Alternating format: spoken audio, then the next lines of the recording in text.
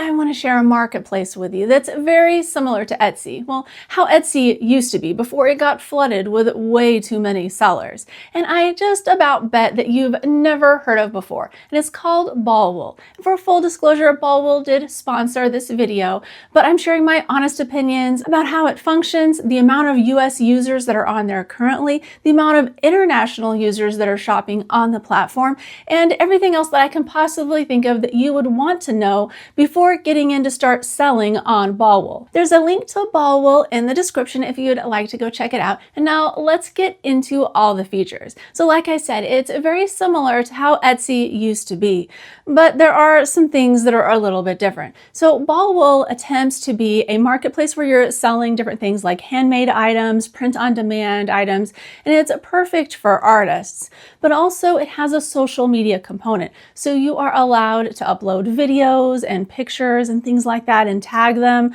with links to your artwork. And so this way you can build a social media following on the platform and have that help you sell your work. So here is my shop on Ballwool. You can see I have 33 products on here, and it took me about a half hour to add these, and because I used a feature that they offer where you can import the products that you've already created from your Shopify store.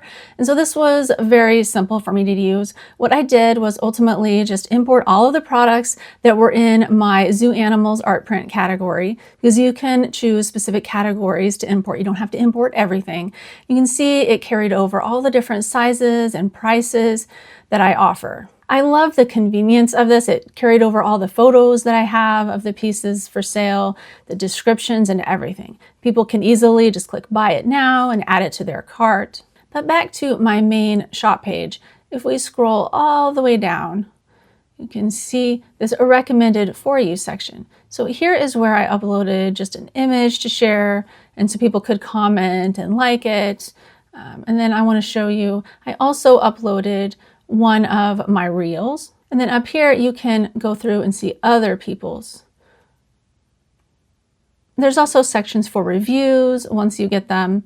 I don't have any yet because I haven't made any sales. I've had my work for sale on there for about a week, but that doesn't mean anything. I mean, sometimes this takes time, but one thing I have found is that I'm getting a lot of exposure from where my products are ranking in search. It's almost unheard of to upload a product, let's say with the keywords elephant art, that are like super competitive. If I would upload an elephant art print and try to rank for the terms elephant art on Etsy, like it would never happen, most likely for me, because there's way too much competition on Etsy. But on Ballwool, I uploaded all of my products and I'm ranking right at the very top. If we go to the Ballwool homepage, you can select search up here at the top. So we're just going to type in elephant art so you can see this. And here is the elephant art print, Titan from Sedgwick County Zoo.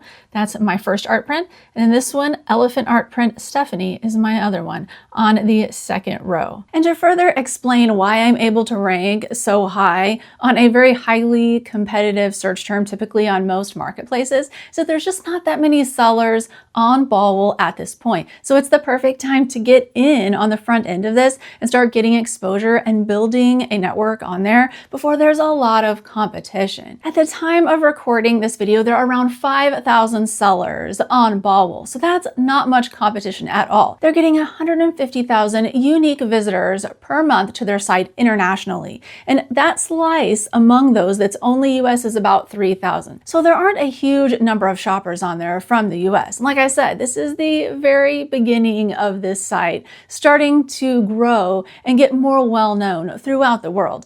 And so there's not a ton of shoppers on there. So you have to know that going in. But if it doesn't take very much time for you to set up a shop on there, and by the way, you can import things from Etsy just as easily as you can Shopify. So whether you have a Shopify store or an Etsy store already, you can just easily import those items into Ballwool. And Ballwool doesn't cost you anything for listing fees. It's absolutely free to list all of your products on there. Now they do have fees if you actually sell something. So this can range between 1% and 9%. Now 1% because they give you a share and save link that's very similar to the way Etsy runs things. So you can send that out to people to purchase directly through you if you're wanting to promote items that you have for sale on their platform. Right now we're in my Ballwool seller dashboard, and you can see you can access your share and save link through right up here. Now, if you don't see this section, it means that you don't have your payment processor information filled out, because you have to have that filled out for this to show up. On Ballwool, if you are a seller in the United States, you can pretty much only use Stripe as a payment processor.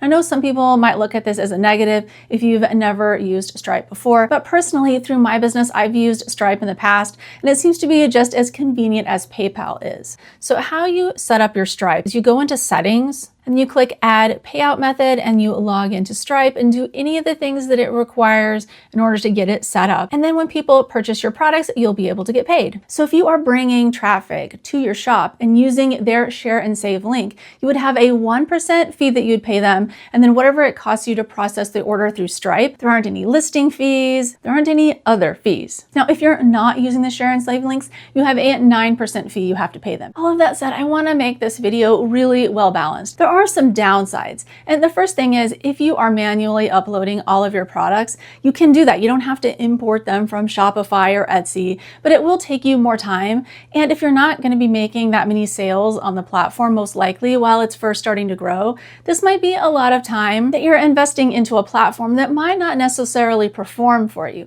So as an artist or handmade business, you need to know this going in, just that there aren't tons of people from the US shopping on there. The other thing is that their entire platform is surrounded around a free shipping model. And I see this as a big downside for handmade businesses who want to ship internationally.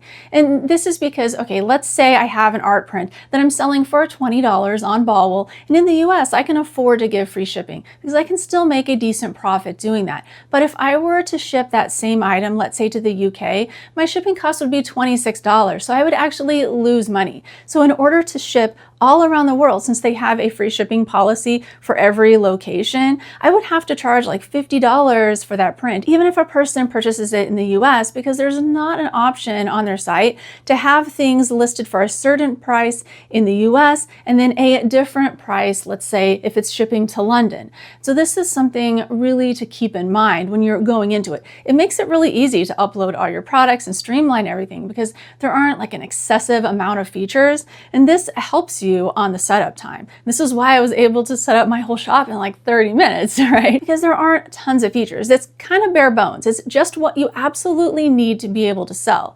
So this is good in the time-saving setup standpoint, but on the other side of things, since you can't configure any shipping costs or different costs for an item in different locations, then it's limiting the amount of people that can possibly see our work and who we can sell to. Now, you can refine where you sell to by the country. So let's say you only want to sell in the US, and that's what I want to do because I don't want to have exorbitant international shipping costs that I can't control. In order to set this up, you go to Settings and then Delivery Policy. So you can see under Delivery Policy, there's a section here where you can enter how long it's going to take to arrive, so that way customers know what they're getting into from a turnaround time standpoint. And then you can also select the countries that you deliver to. Now, like I said, I have mine only set to the United States. But since there's only 3,000 unique visitors a month getting on the platform from the US, that's eliminating the vast majority of the people who are shopping on the platform. So if there's one big downside that I can see among all of this for handmade sellers, it's having that free shipping policy limiting where we can sell. But who knows, maybe with some feedback and some time, they will expand this and it won't be this way. I'm keeping my fingers crossed that maybe in the future, Ballwool will address this somehow and either allow us to have a different pricing structures for different countries, or maybe just eliminate the requirement for everything to have free shipping altogether. The last downside is that overall, I felt the user experience of the website was a little bit lacking from a seller's standpoint. From a shopper's standpoint, I think it seemed to function just fine. It looks good and it seems like it has all the features that a shopper would want. But for sellers, it seemed like whenever I was trying to upload things, sometimes pages would stall. There would be a lacking of description descriptions on certain areas of what I was supposed to type in a certain place or how I was supposed to get a feature to work. Specifically, whenever I was using these social media features and uploading a video, I was trying to link a product to that. I just never could get it to work. It doesn't have like a drop-down menu where you can select one of your products. You have to actually copy and paste a link into there. So then I was copying and pasting links like from the website or from my seller dashboard. I even tried putting the share and save link in there, but I could never get the link to upload and go active. So I don't know, maybe I'm doing something wrong, or maybe it was just that I was using their website, because I think there's also an app for Ballwool for Android phones. I wasn't able to test that out because I don't have an Android device. So definitely let me know in the comments if you get the Ballwool app on the Android and if it works, if you're able to upload videos on there easier, because maybe that's the real trick with using the social media functions of the platform. Like maybe you need to use the app. I don't know. These are questions that are in my mind, but going into it, just know that you got to have a little patience with working with their user interface, and that they're developing this still. You can kind of tell they're tweaking things and they're going to make it better, but I think it has some room to grow. Nonetheless, it can be really good if you are an early adopter of a platform that starts to take off.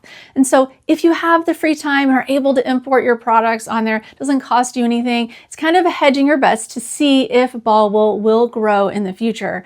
And who knows, I mean, maybe you can make a few sales on there, because even if there's only 3,000 people a month shopping on the site from the US, if those 3,000 people get to see your products, like on Etsy, there's millions of people shopping on there. But if your products never show up in search ever, and they have no chance in seeing them, then you probably have better chances on Ballwool, even though there are less people on there currently. And if you'd like to start selling on Ballwool, the link to their website is in the description. All right, well, if you found this video helpful, I have an entire playlist on how to sell your work using social media. You should check that out here. It's all full of free resources, so definitely take advantage of them.